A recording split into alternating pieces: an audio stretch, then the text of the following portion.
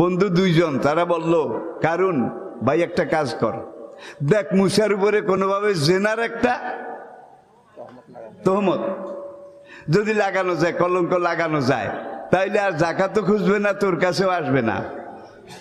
কিভাবে?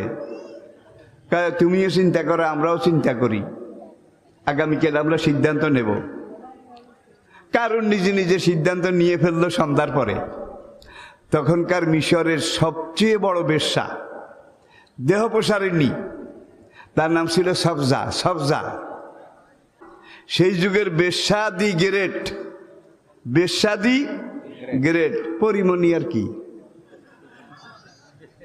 মমতাজও বলতে পারেন।